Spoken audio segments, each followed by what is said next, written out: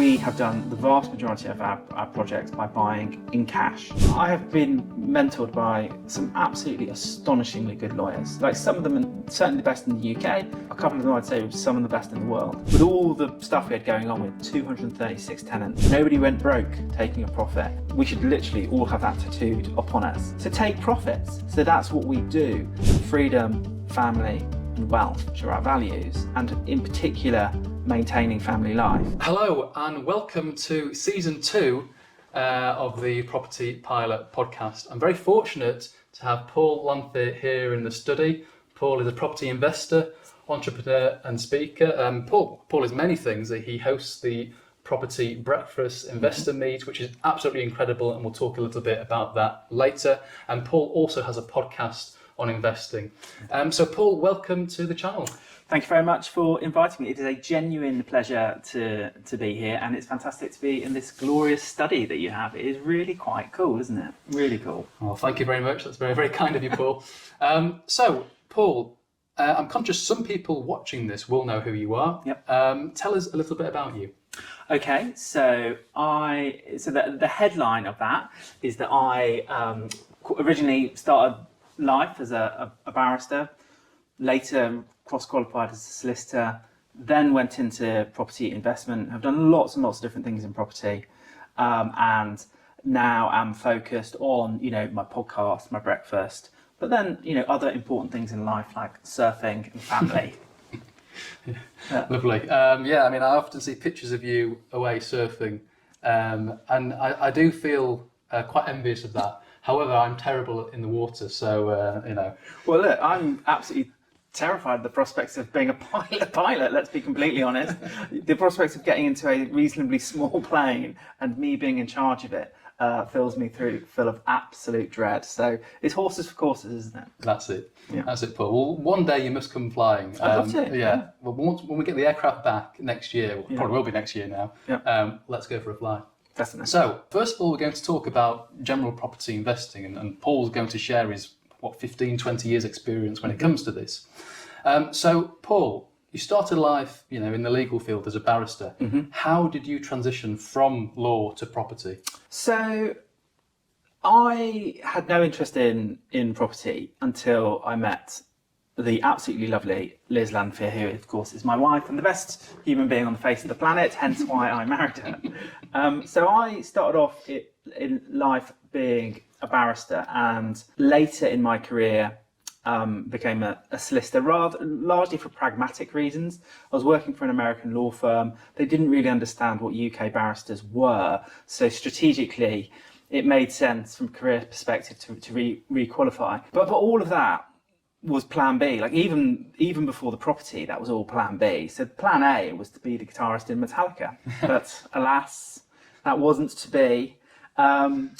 And so, it was only really by accident I even went to university. My mum, who was a teacher, kind of sat me down and said, love the rock, guitarist thing, love it, but what about going and doing some A-levels even, and then thinking about what happens next? Very smart woman. And of course, I did that. Didn't do very well because I'm dyslexic, and so really struggled at school. And it was only really, I got very inspired by a law teacher, and it was only when I got to university and a chance conversation with somebody who I'd only just met, who basically told me I was wasting my time and that I should give up all my aspirations of the law, and it was like a hopeless mission that I was on. That just galvanised me to such an extent. I thought, you know what, we shall see. And so did the law. And where the property came in is I met the lovely Liz Lanfear in the queue of a nightclub. And I said to her, I'm here with my friends. Is it worth us coming in? And she looked at me and she looked up and down and she said, no, I don't think it is. So that was like a red rag to bull, obviously. And, a year or so later, we were married and starting a family and all the rest of it. Liz had always been into property, right? So she had got into property in around 2000. She got together enough for one deposit on a house. And then she just absolutely went for it. And this was in the early 2000s when there weren't that many property courses around, not like there are today.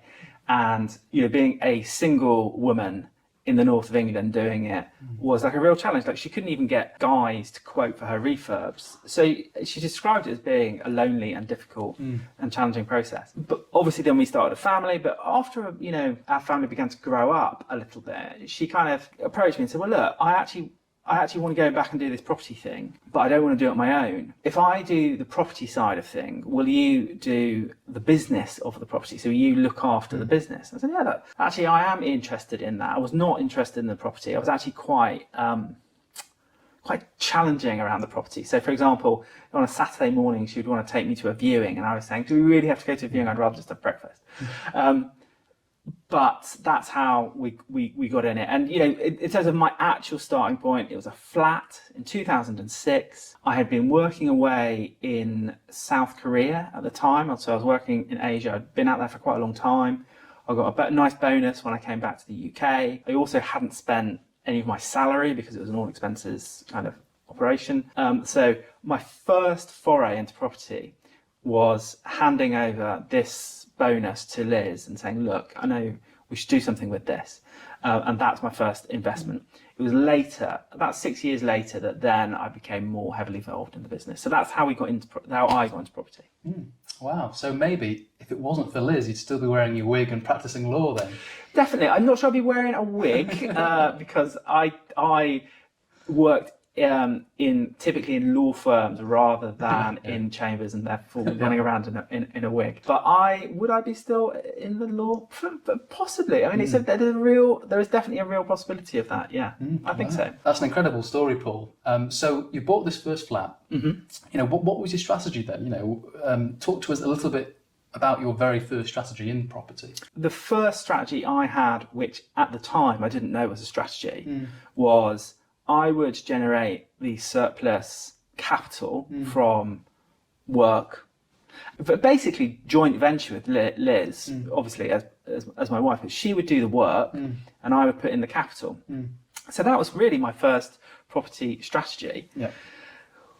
When later we became really serious about it, and we'd had the chat, She wants to do the property. She wants me to do the property business. Then it became a lot more serious. And it was like, right, let's look at this strategically. Like, what is it that we actually want to achieve? And we did this really fantastic exercise, which I would highly recommend anybody to do. Particularly, it works really well in a partnership, like a loving partnership. But you could do it with a friend equally effectively as well, which is you find like a nice space to hang out in. You get a packet of Post-it notes.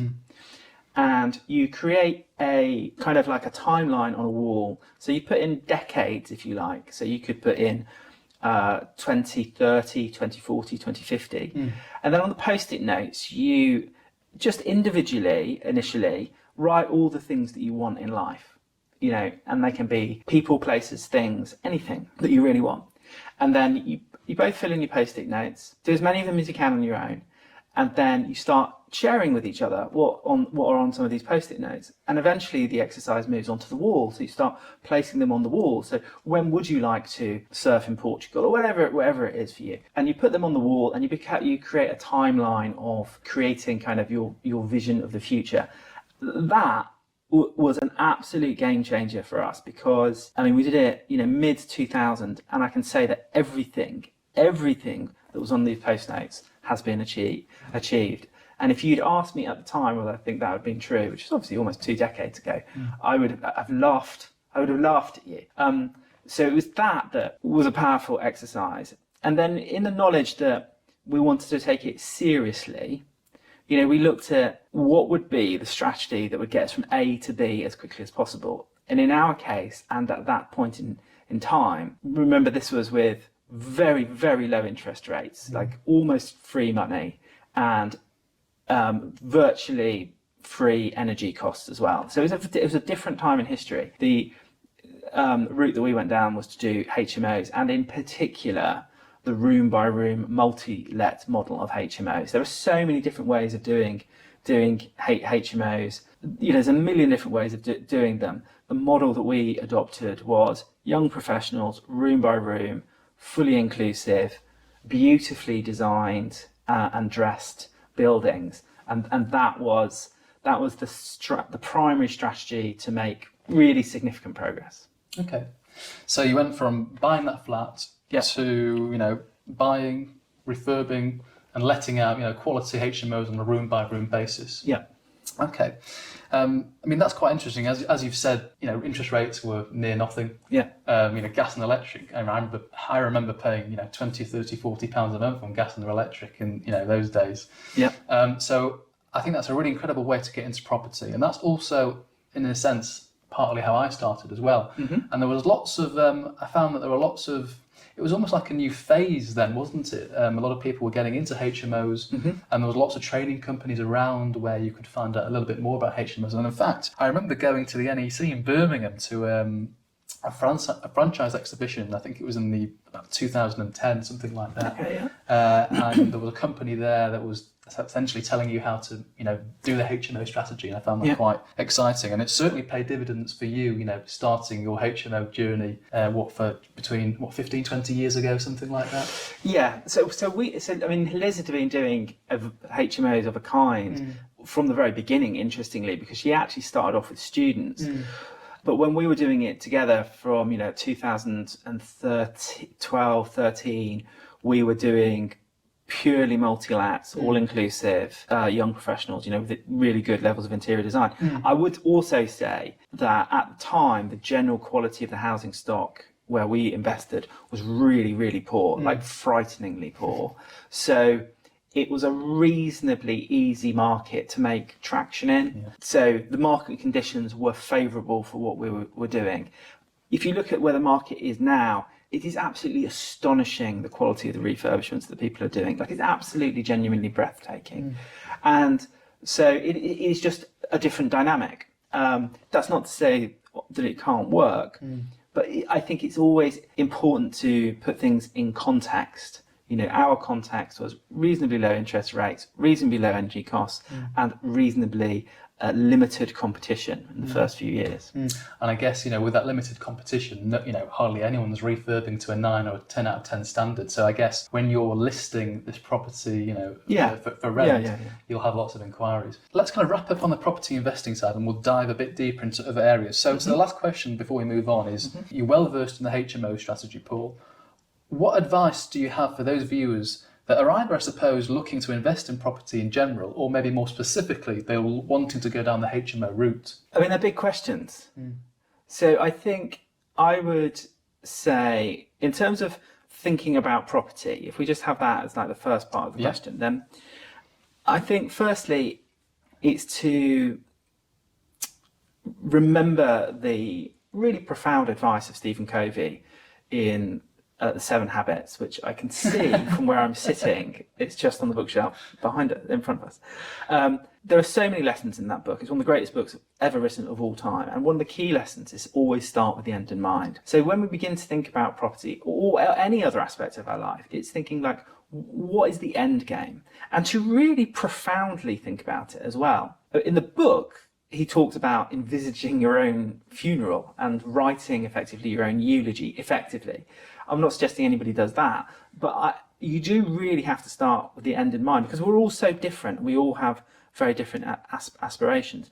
There's definitely a version of the world that if you're in a really high paid job that you really love, like property might not be the route. It might be, you might be very wise to subscribe to your employer's pension scheme, and if they match pound for pound your contributions up to a certain percentage, that's 100% return on capital from day one. There are virtually no other assets on the face of the planet that are ever going to do that. So that would be a starting point. And then, you can top it up through, certainly in the UK, you've got the ISA tax racket, but you could have a portfolio of really interesting and diverse assets that's managed from your phone. So property is not everything. If, however, you do choose property, it's still a rational choice.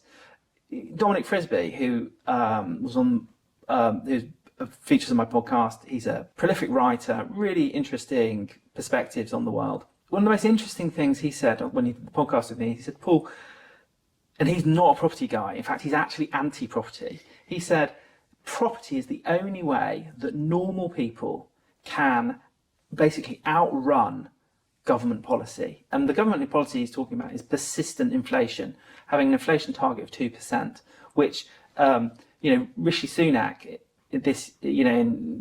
has come out and acknowledged is a form of taxation.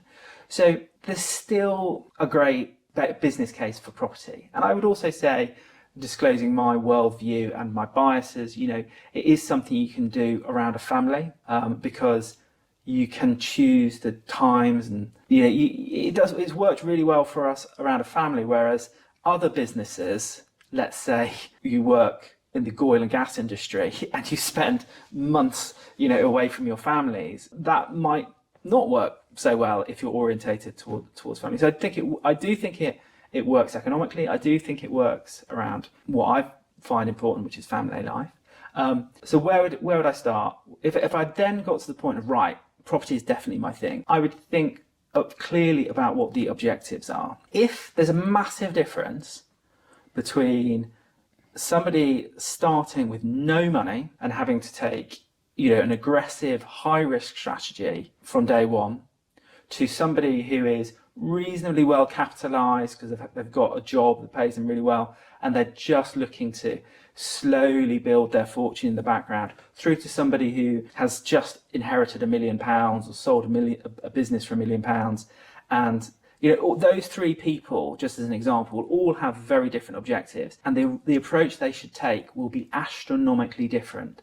So, for example, the person who has no capital whatsoever might look at creative strategies, for example, like rent to rent, whereas the person who has just sold their business for £1 million, you might assume that'll be later in life. You might assume, therefore, they want less risk. You might assume that they want less hands-on action, in which case they might buy commercial property or even industrial property, something like logistics, a warehouse or something, because they're just looking for a long-term yield without risk. So there's a bit of a long answer to the question, but I hope it gives you clarity. No, I mean, that's great. And I suppose, just to touch upon that, there are various different ways to get into property, and depending on the capital, your skill set, and the amount of time you have, there's an option there for you. So the last part of the question then, Paul, is for those that are specifically looking to maybe start investing in HMOs, what tips and tricks do you have for those people? I think the key is to really know your market. So what you often see on social media and in the magazines is really the pretty photographs. Let's be completely honest. So it's really well interior designed properties for a particular demographic or particular marketplace, and therefore that looks attractive, and you assume that everybody's doing that, and you assume that's the only path. I think what I've learned over the years, having spoken to hundreds, if not thousands, of property investors, like with many of them with portfolios running into the hundreds and hundreds of units, there's no right or wrong way of doing it. It's about knowing your market and then serving your market in the way the market wants to be served, not the way that you want to do it. And that will bear fruit. So people, within the HMO space, there's all kinds of micro niches.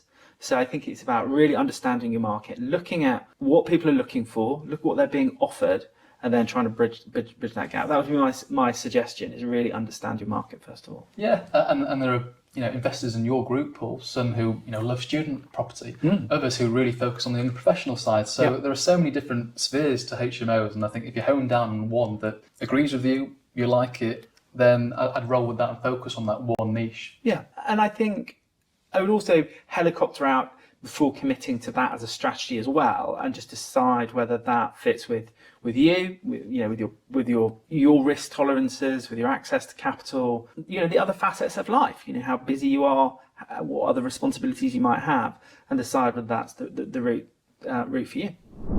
So Paul, thanks for sharing a little bit about property investing and how you began. And don't worry, throughout the remaining part of this video, Paul will touch upon an amazing deal or two that you've been involved with, just to give you a flavour of what Paul gets involved with. But let's move on to raising finance now. And Paul, you've successfully and continuously raised finance, all the time throughout your property career so far. So what do you find that investors struggle with, or those that are maybe looking to raise finance? What do they struggle with when it comes to trying to raise capital? So I think it's always in any part of my life, I always return to the absolute fundamentals. So what are the absolute fundamentals of property? Nice and simple: a good pipeline of projects and a sufficient amount of capital to execute on those projects. And regardless of how well capitalised you are likely at some point to require additional capital. Now, why is that? It's because property, not only is it really capital intensive, but it is, for most of us, very slow. Conveyancing is very slow, unfortunately, in the UK. It doesn't need to be. Sadly, it is, and I make no criticism of those involved in the conveyancing process. In fact, my heart goes out to them. I can't believe the challenge that they have to do. And things like planning in the UK, there's a huge challenge around planning in the UK. We need wholesale reform of it. That is a realisation that we came to really early, and so it's like, right, so we're going to have to raise external capital to make really good progress. Also a realisation that I think is worth kind of spelling out as well, and I'd say this without criticism, but just being honest. It's very.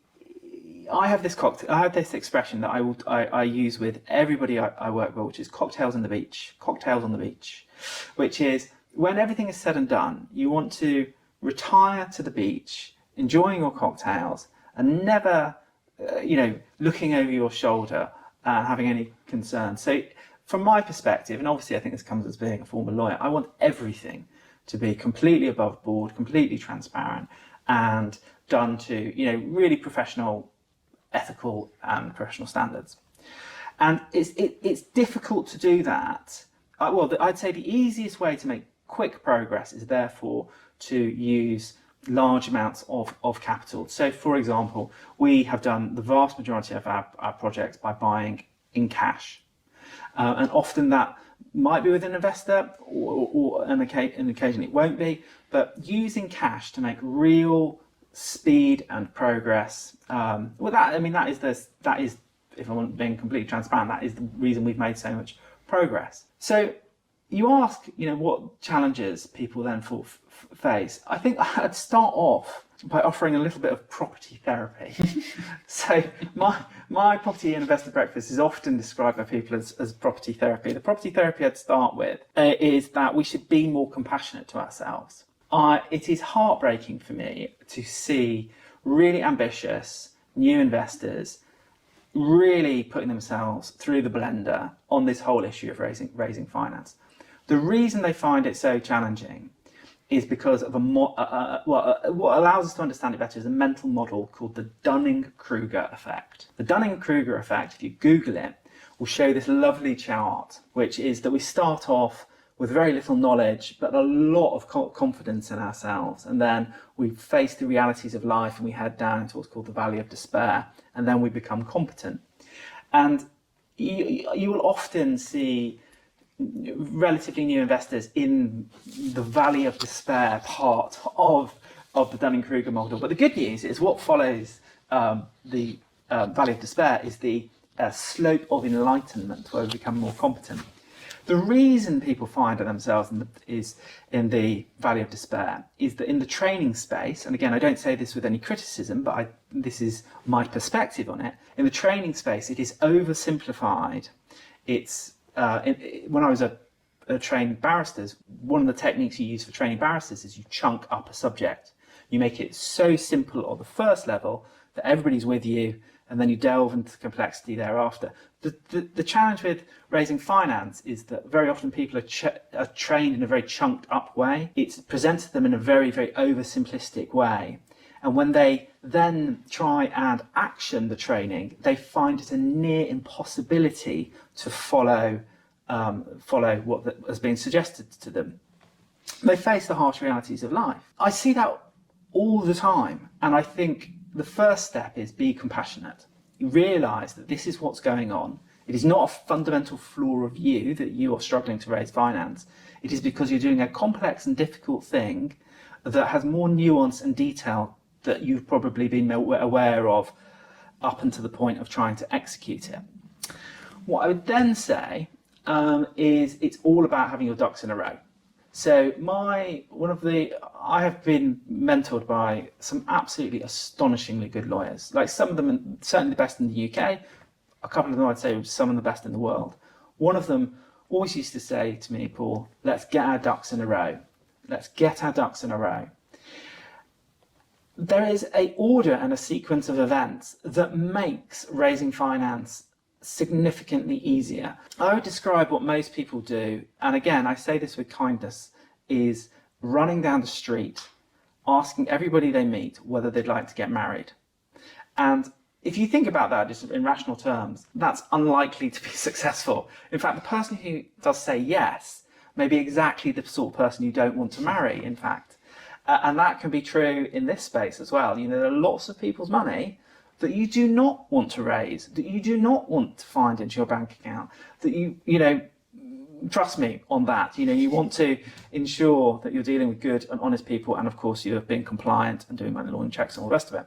It's about getting ducks in a row. Too big of a subject for us to really delve into, but I do want to give you the headlines of it. It's just one, start with the end in mind, be really, really clear. What's the whole point? Secondly, have a really clear vision of, you know, you, your business, where you're going. A vision so vivid that people can really engage with it and really understand. Make sure that then your values, that you're really clear on your values, and not wishy-washy values, you know, around integrity and honesty. Really what your values are, because we communicate everything through it.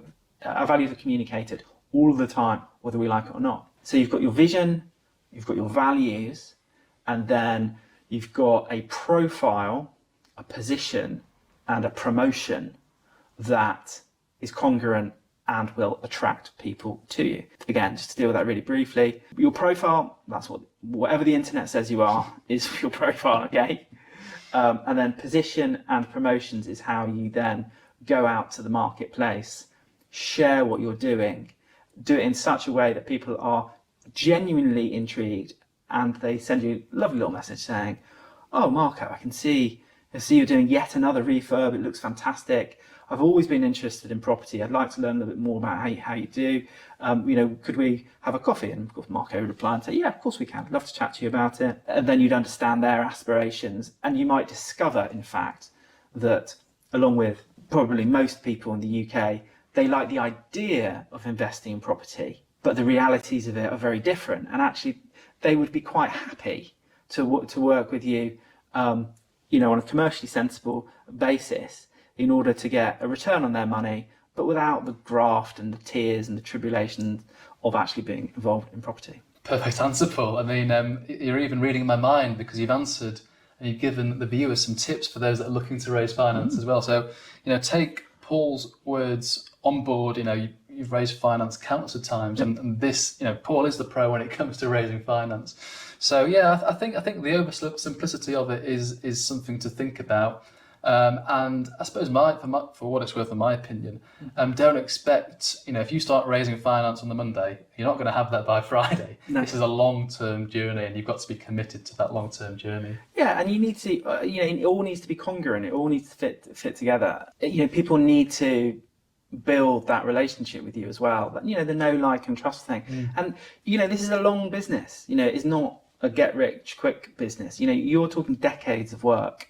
So without wanting to burst anyone's bubble, I would say as a minimum you want to invest a year in the process and do it almost with the expectation of being completely ambivalent as to the outcome. So look, I'm just going to do this process, I'm going to share my journey, I'm going to be congruent, I'm going to tell the truth, I'm going to act with integrity, and let's just see what happens. And I can promise you, if you do that, astonishing things will happen. 110%, and to be aware of that feedback loop. So, you know, as Paul has said, commit to this process for a year. Yes, you're not going to raise that capital in the first week, probably not in the first month as well. And just recognise that. Don't tie your activity to the results. Just commit to it for a year, and I'm sure you'll pretty much be there, you know, thereabouts around a year's time. Before we move on, Paul, give us a flavour of maybe one particular deal that you've done through raising private finance. So we did a lovely project that I'm very pleased with, and we've actually sold the project now as part of just our continuing portfolio review. So we are continually monitoring the performance of the portfolio, we're looking at the road ahead, and we're making strategic choices about what stays and what goes. What I learned actually, I once had a property management company, and when on top with all the stuff we had going on, with 236 tenants, and I would meet huge portfolio landlords in Leeds. And being relatively new to the game, I would always say, "Have you got anything for sale?" And they would all give me a really endearing smile and say, "Yes, Paul, everything is for sale. How much would you like to pay for it?" And there were so many people who did that. It was really lovely, and it was it was done with kindness, and it also sent me the right message, which is, of course, everything's for sale. It's just, what is the market price? What do we want to do here? And they were very nice about it as well. In terms of giving you an interesting case study, so we had built our portfolio such that we were financially free, and I'm not a patient person, so it's a virtue I'm attempting to cultivate, and I'm certainly more patient now than maybe I was a couple of decades ago. But I was becoming frustrated with how long everything takes. So we were progressing with properties at pace, but we were only being able to do less than a handful of projects a year, just because of everything taking so long.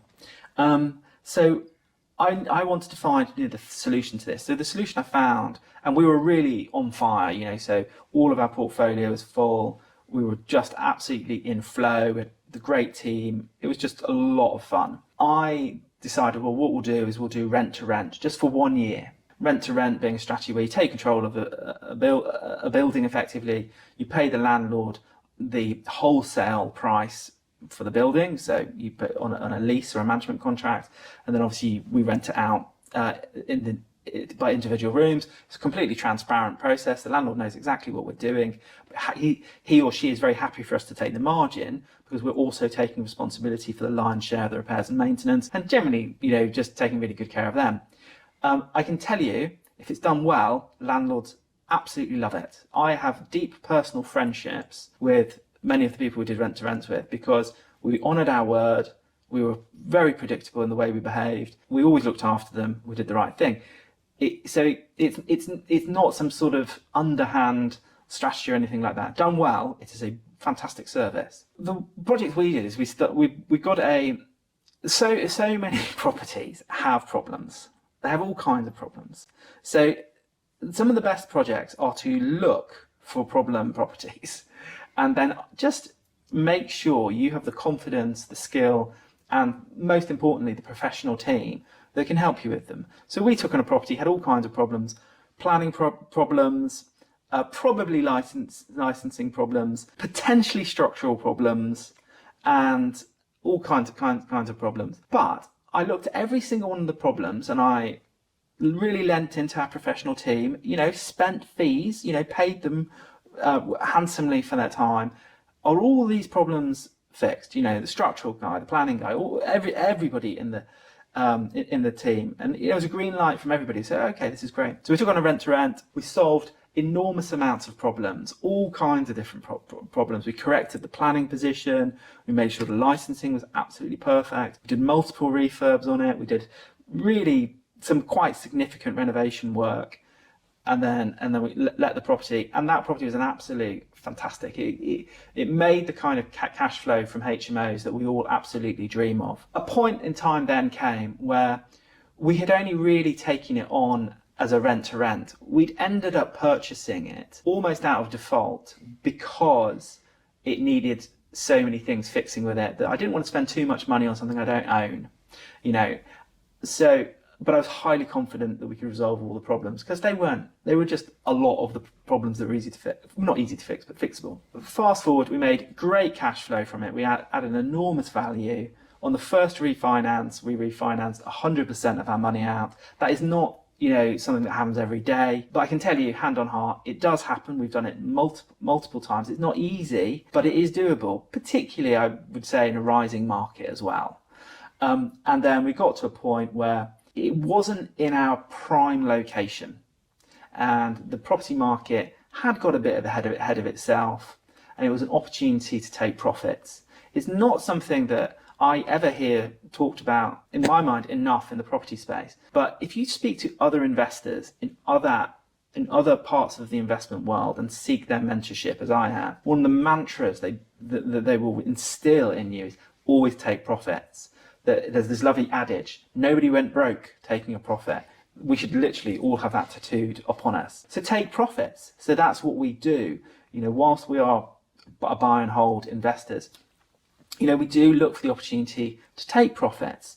Most property businesses in the UK are horrendously undercapitalised because they're always wanting to do the next project. But actually, for resilience, and particularly in choppy waters, it's great to have a well-capitalised business that can, is always in a position to take opportunities as they arise. That was a project I'm really pleased with,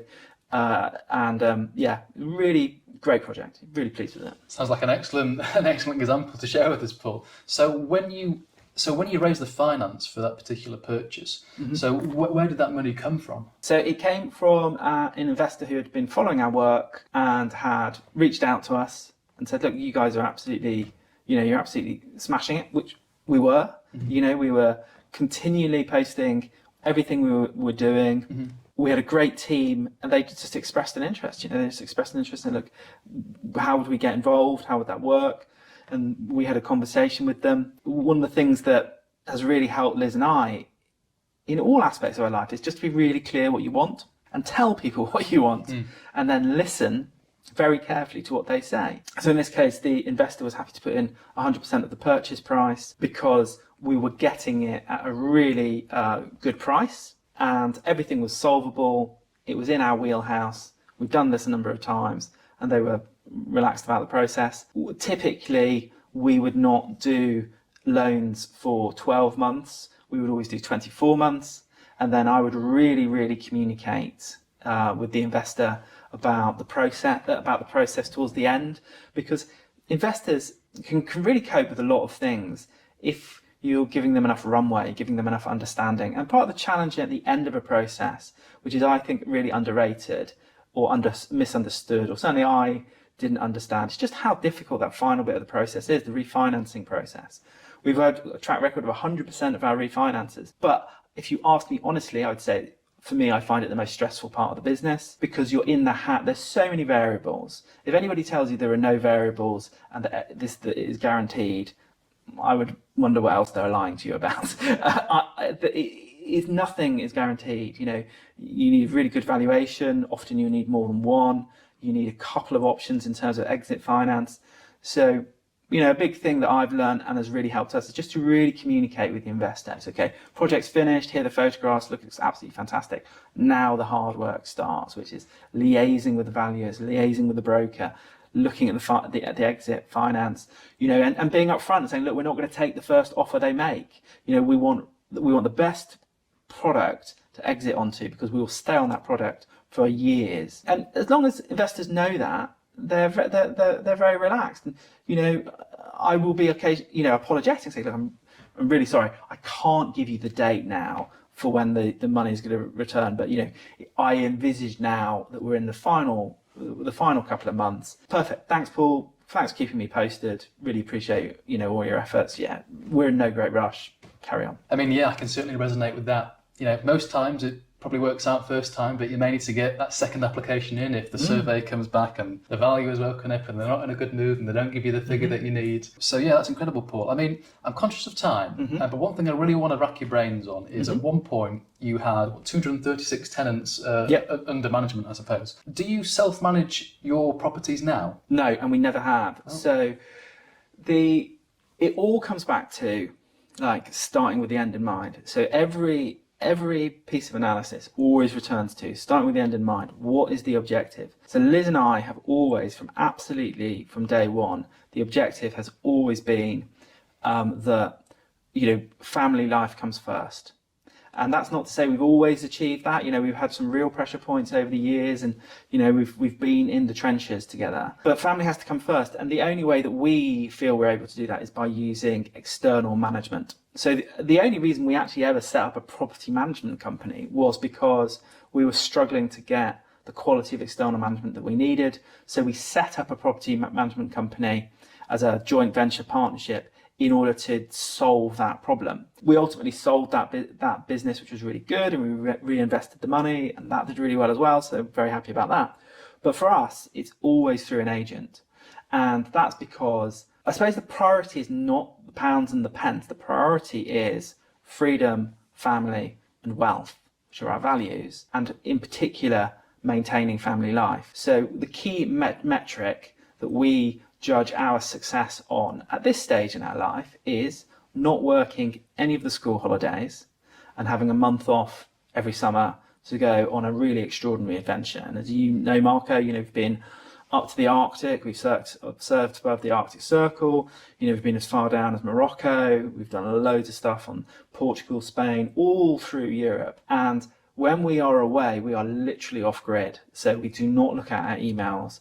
We do not, constantly check our phones. The phone is literally checked once in the morning, really just, for phone calls, not even emails. It's checked last thing at night. But in the meantime, we're completely on our adventures. So for us, no, self-management isn't a thing. And we're willing to pay the price for that. What I would say to offer balance is these are challenging times for investors. Margin compression is really a genuine thing. I hang out with loads of portfolio landlords, and they've known me for long enough that they just are very candid with me, and they are really clear. They said, even with enormous portfolios, margins are getting pressed. Energy costs, letting agents being more expensive, interest rates. So if the answer to your margin compression is, I'm going to have to take the agent out of the loop, become the agent, I respect that. I absolutely respect that, and you might well do a really fantastic job. Our position is it doesn't meet the primary objective. So because that doesn't meet the primary objective, we're happy to share some of our profits with good, competent agents who we have fantastic relationships with. So I've got another question for you on that topic, Paul. So, a lot of people watching these videos, they'll also share the same ethos and use an agent to manage their properties. How do you find a competent, good agent? It is really hard, and they are out there, but it is, let's get the bad news out of the way. It is harder than you think. And what's really tragic, and I mean this genuinely, it is really tragic when you find a great agent and then they become a less great agent. That is really, it's really tragic. They start doing very weird and wonderful things. That's really bad, and it's really disappointing. But how do you find a good agent? I would say attend property meetings. I'm obviously have a vested interest in this because I host a property meeting. I'm a real big fan of the independent property meetings in the UK. I think they're absolutely amazing. I think they're fantastic. I think there's really good people doing really good stuff. I think it's about going to those frequently enough for a minimum period of a year, building relationships with people, speaking to people, and getting personal recommendations. To be absolutely plain, my breakfast meeting, I put every new opportunity that I create through my breakfast meeting, and that's just because I have got those relationships with those people. That is not to say I sack people that I've been working with for 20 years, because I'm very loyal. It's often to a fault that I'm loyal, because I'll occasionally give people too much rope to hang themselves. But so aside from my existing team, I put all of my opportunities through my property investor breakfast, and that's where I would look, and I would take soundings, and there's some great opportunities. Yeah. So what you're saying is, look through independent networks, and I suppose taking that one step further, referrals and word of mouth, that kind 100%, of recommendation. Yeah. Okay. And and ask them in private as well. People will say something in public that they might think their letting agent will see, and then if you ask them in private, they might give you a slightly different take. And I think it's that one that's given to you in confidence in private that's the one you go with. So, Paul, let's come on to the last part of the podcast where we talk a bit about life lessons and about your business. What's one of the best investments you've ever made? And this can't be a financial investment. I'd say for me, I think there's definitely one thing, which is my investment in, my primary relationship in life, which in my case happens to be the very lovely Liz Lanfear. and the absolute wonder that is married life, and sharing my life with her. That by far is the greatest investment I've ever made. Someone recently said to me, after every wedding there is a marriage, and they were talking actually in the context of a property transaction. That we have to look after the property once we've done the deal. Everybody loves doing the deal, and obviously the same is literally true in married life. That there's the excitement of marriage, but then there's the investment. There's the excitement of the wedding, and then there's the investment in the marriage.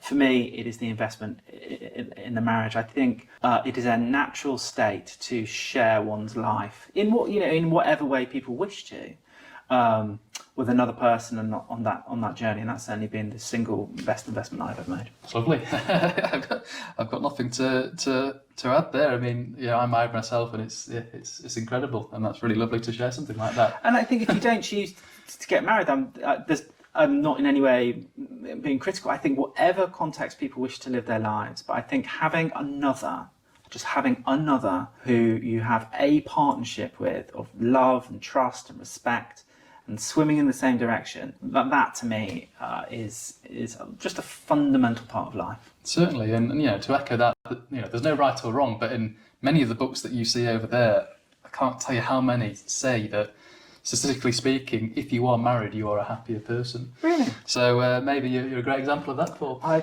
would certainly agree with that. So, moving on.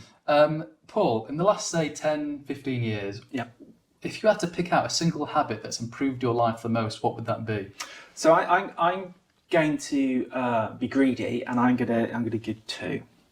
And this is I want to be kind and sensitive to where the person listening to this podcast is at in their life. So I think if someone is in a difficult spot and life isn't quite going to plan, the single best thing I would recommend is walking, is to begin the process. The process is just to walk for an hour every day in, as far as possible, a natural environment.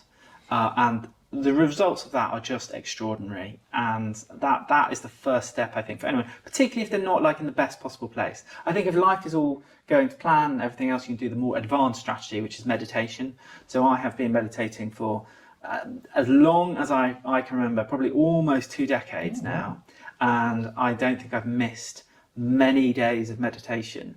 And that to me is enormously helpful. I've done all kinds of different types. I've used all kinds of different resources. The resource that I would currently recommend at the moment is an app called Waking Up, which is devised by Sam Harris. I'm really enjoying it. I'm getting a lot out of it.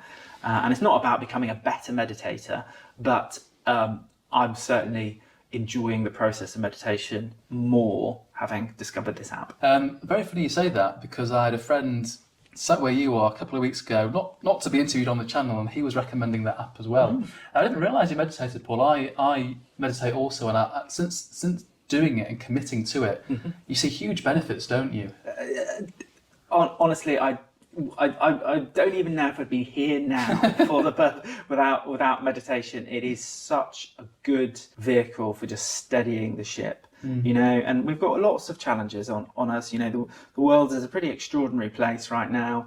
But you've got married life, you've got family life, you've got business, you've got friends, you've got pressures, and meditation for me just really steadies the ship, and I would go as far as that. It's made me a better person over the years. 100%. And for those viewers that maybe had my opinion before I started meditating, which is, it's a load of rubbish, it's it's all fluffy, and seriously, it's not. Just try it. Try 5 minutes a day, commit to it for say a month, and see how you feel. And I'm sure you'll want to increase the duration with which you meditate. And then coming on to walking, Paul, an incredible habit to share with us. I find if you can start this as early as possible in your day, preferably even if you can do it before breakfast. I mean, I know it's difficult with some people's schedule. It's definitely not feasible for me at the moment with a newborn. But if you can get some sunlight in your eyes in the morning, outside, incredible, isn't it? There's lots and lots of research on that. I think particularly if you do need a bit of a reboot, that there's a swathe of research that if you're getting exercise and natural daylight on your skin, in your eyes, in a nice natural environment, obviously in a safe place. The statistically speaking, the outcomes are all positive. Following on now, a related question. We've spoken about habits. Let's come on to books. Yeah. What book maybe have you either gifted the most, or one that's had maybe the biggest impact on you, Paul? So that's actually two questions. Sorry. So the first question, which is the book I've gifted the most, it is always Andrew Craig's book, How to Own the World. So Andrew Craig, How to Own the World. It's the best book ever written on personal finance. It is not a property book. There's then a book that follows it up, which is Earn More, Live On Less. Personally, I would read them in the correct order. And the second book is more almost like an implementation workbook rather than the first. The book that has had the most profound impact on me is a book called The Four Agreements. Have you ever read The Four Agreements? No. This is a good thing. I'm writing it down now. So, I have brought you a copy of The Four Agreements. Oh, Paul, that's very kind of you. So this is The Four Agreements. Thank you. It is a really, really astonishing book. The Four Agreements are to be impeccable with your word, not to take anything personally, don't make any assumptions, and all do your best. I would say for the last 2 decades of my life, I have lived by those four agreements, and I give it to you now. Oh, Paul, thanks very much for that. That was honestly very touching. And I've got a gift for you before we go as well. So give it a read. Yeah. And let me know your thoughts. Oh, thank you. Well, there you go. And I haven't even read the first book that you referenced, How to Own the World. Okay. So I'll be purchasing that on Amazon later. Mm-hmm. So let's finish, and we'll talk very briefly about, Paul, about your two main businesses. Mm-hmm. The first, you have the Property and Investor podcast, which is growing in strength. Yeah. And you've got some really fantastic people on the podcast, sharing their wisdom with us all. How's the podcast going, Paul? Do you know, the podcast is a real thrill to do. It's really, I really enjoy it. I'm finding it enormously rewarding. I'm learning a lot from it as well. And, it's a real genuine pleasure to connect with each of the people on the podcast. They're often very different, and I learn a lot from them. And it's really lovely to see those relationships I have with the guests often flourish, which I really, really enjoy. And, it's still a relatively new skill. And so I'm obviously very focused on doing it well, trying to improve every podcast that I do. But I get enormous satisfaction from it.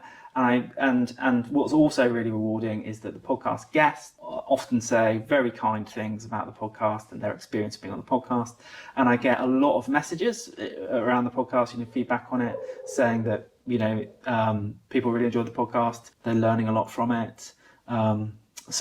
Yeah, hugely rewarding, really enjoyable. It's exceeded my expectations, put it that way. The content is truly unique. I don't, speaking from experience, you don't really find that type of content elsewhere. And I think it really deserves being promoted and being pushed out more, especially by, the algorithms that, push out these podcasts.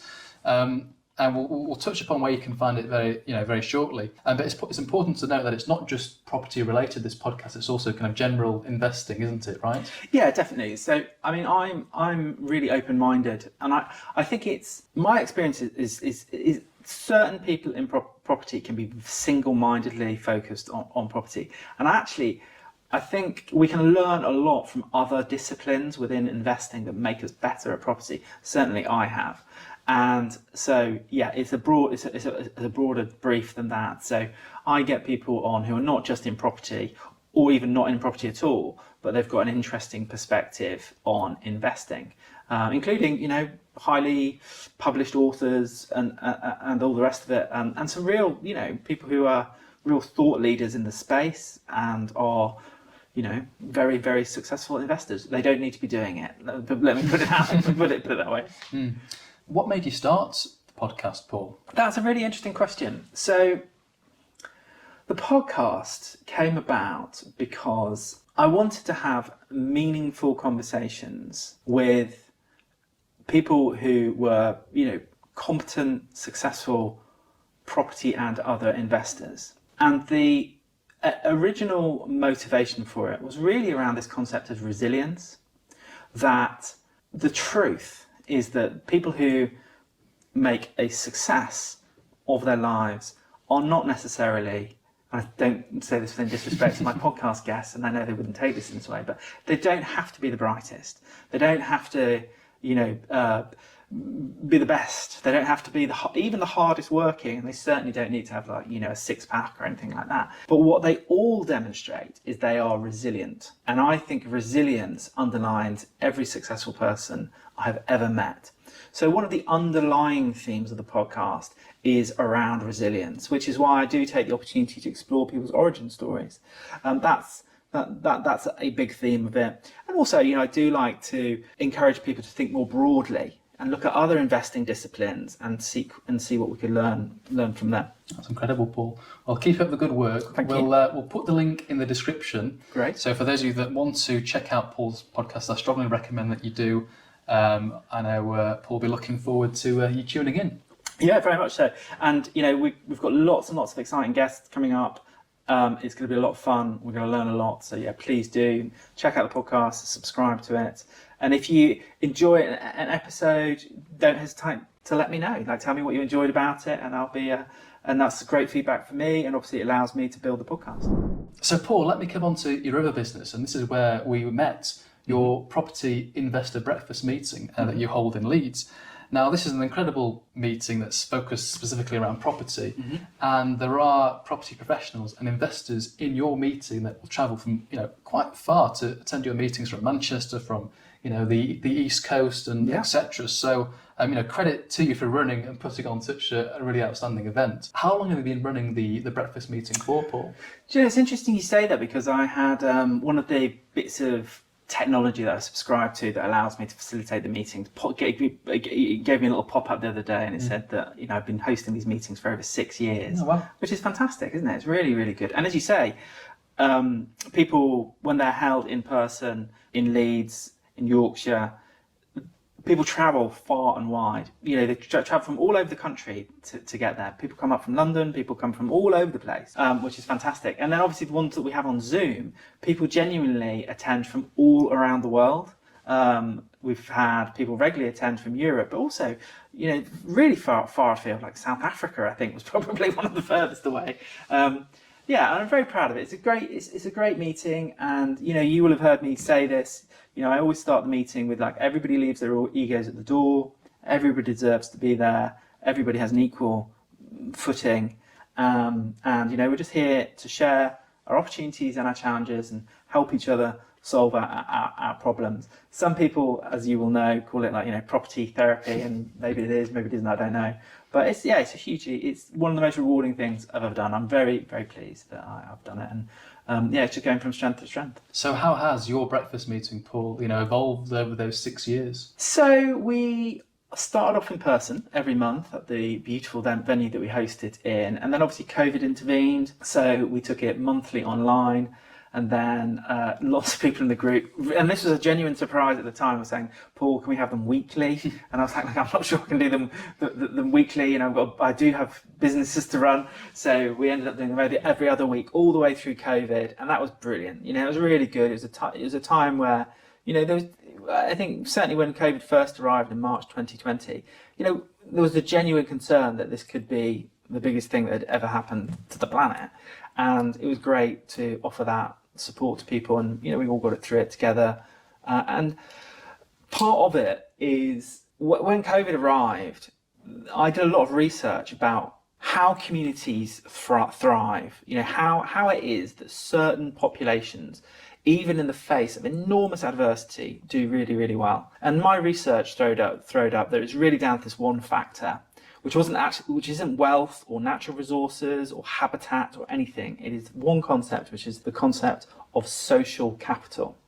And that largely translates into being in a community and playing your role in that community, but having also the support of that community. So I genuinely, when I say at the meetings, community is key, I mean that with every part of my heart. Community is so important, it's vital. And whether that's my community, whether that's my meetings or anybody else's, get around them, find the ones that you resonate with them, then commit to them for a year, and then just see what unfolds. And you will not go far wrong. I mean, I can certainly vouch for Paul's events without a doubt. So if you are thinking and you would like to, attend a property event, We'll put the link in the description. Yeah. And Paul would love to see you. Yeah, absolutely. You'd be more than welcome. It'd be fantastic to see you. Lovely. Well, that's about it for us, Paul. I mean, we've covered a lot today. This is the longest podcast that I've filmed to date. We started with your story in property investing, moved on to raising private finance, and kind of touched upon at the end some life lessons and your businesses.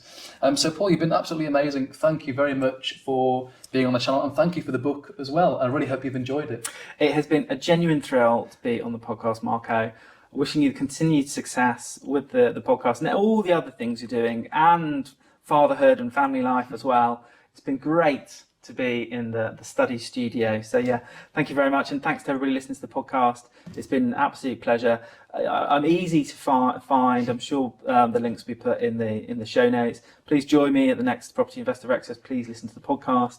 Yeah, it's been an absolute pleasure. So thank you very much for listening. So thank you very much for listening, and we'll put the links to Paul's businesses and how you can contact Paul in the description. Goodbye.